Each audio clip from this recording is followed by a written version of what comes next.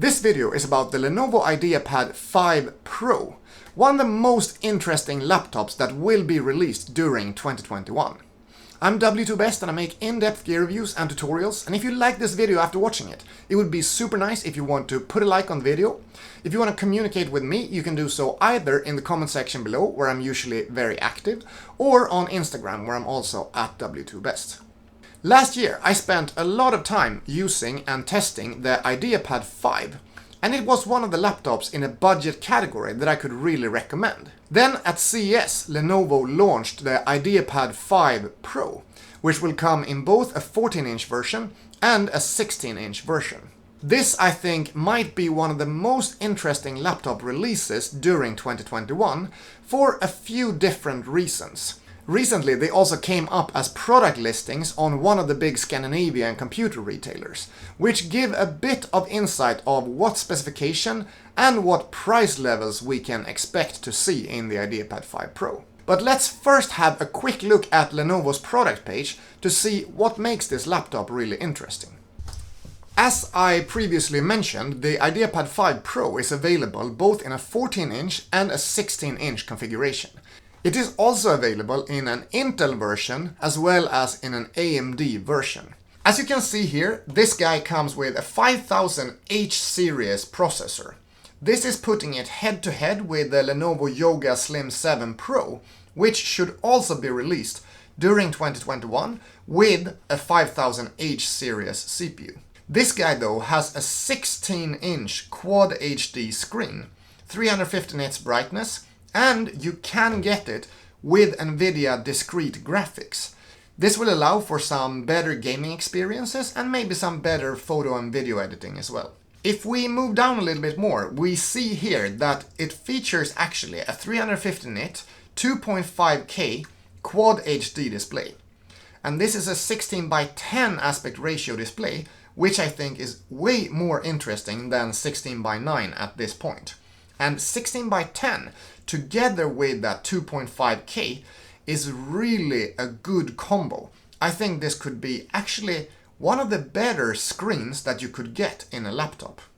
When moving down to see some of the performance stats, we get the 16-inch and we get the AMD Ryzen 7, 16GB DDR4 memory. It would be a little bit nicer if they already said it was LPDDR4X. So far it says that it's DDR4 in there. And then that you can get it with NVIDIA discrete graphics. You have the infrared camera with facial recognition, so there's no privacy lock from what it seems in this camera like the regular Ideapad 5 had. You can charge it quickly with 15-minute charge, should give 3 hours of battery life, and then long battery life in general. If we look at the actual spec sheet here, it says that this guy comes with a Ryzen 7 5800H, that it comes with a Quad HD 120 Hz panel that has 100% sRGB. This is super interesting in my opinion. It is both Quad HD 120 Hz and it is 100% sRGB. One of the best combos in a panel that I can find on the market right now. The port selection is also quite interesting here. You have two regular USB ports. You have a USB-C port with power delivery and DisplayPort. You have an HDMI, although not a 2.0, which is a bit of a strange choice. Then you have an SD card reader, which is a full-size SD card reader. And you have a headphone microphone combo jack. Then you have Wi-Fi 6 and Bluetooth 5, which is also really good to see. But the starting weight is around 2 kilograms, as it's stated here. This is a little bit heavier than what I would be used to in, for example, a 15-inch laptop like, say, MSI Prestige 15, that is 1.6 kilograms. Then it also states here that it comes with a 135 watt AC adapter. This calls for the fact that it's not a USB-C adapter included. And if we scroll down here, we can also see that this port here is to be used for AC charging. Well, you can probably use this USB-C port as well, but the fact that it comes with only one USB-C port I find a little bit annoying because it makes it a bit less versatile than if there would be an extra USB-C port for charging here. If we go to this store that I was mentioning before, ProShop, this is one of the big Scandinavian stores, and they're actually available even in Germany and Austria. Then you can see here, if we search for Ideapad 5 Pro, that they have listed 2 different versions, but they can't say when they are going to be able to deliver them.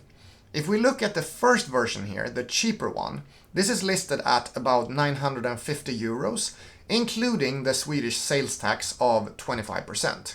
And this guy is listed with a Ryzen 5 5600H, 16GB of RAM, 512GB SSD, strangely enough with a Full HD panel that is 1920 by 1080, so not even a 16 by 10 resolution there. And then it states Wi-Fi 6 as well. If we then go to the more expensive model here, it gets really interesting. Here it only states that it's 16GB of RAM, 512GB SSD, a GTX 1650, so it's actually not an MX, but a GTX 1650 they specify here.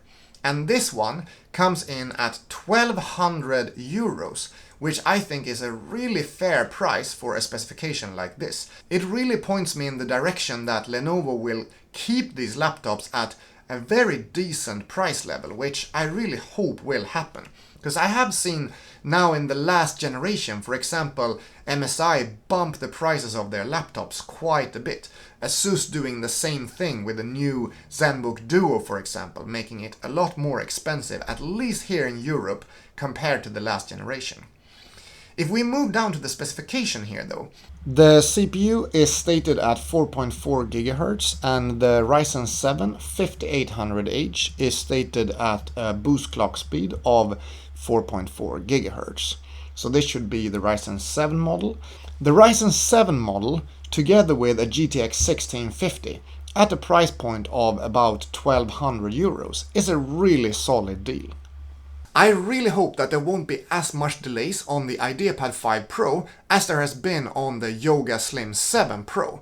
Here we have the 14-inch version, and this is also the AMD version of Ideapad 5 Pro. So let's just scroll down to specifications right away and see what we have here. This guy comes also with AMD Ryzen 7 5800H. It also is equipped with a Quad HD panel, either at 2.2K or at 2.8K. And the 2.8K is rated at 400 nits of brightness and 100% sRGB. Unfortunately, it doesn't seem to be available with that 120Hz panel that the 16-inch version was equipped with. Then it states 13 hours of video playback, up to a 1TB SSD, and up to a GeForce MX 450 graphics card. So here we have no GTX card, this is only the MX card.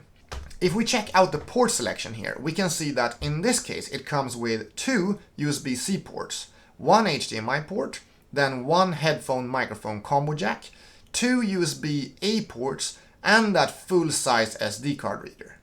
This is a very good output and input setup for a 14-inch laptop, which I think makes it a very nice competitor to the Lenovo Yoga Slim 7 Pro that only comes with 2 USB-C ports and 1 USB-A port. I haven't been able to find any more thorough specifications and listings of the 14-inch version, but I still think that this laptop as a whole, both in the 14-inch version and in the 16-inch version, is super interesting. If this guy gets released now, like let's say before summer in 2021, I will make sure to pick one of these guys up and then test it thoroughly during the rest of the year. I think it can stand very strong against the Lenovo Yoga Slim 7 Pro and maybe even be a more interesting laptop than the Yoga version. I'm W2Best, I make in-depth gear reviews and tutorials, and I will see you in the next video. Have a nice day, bye bye!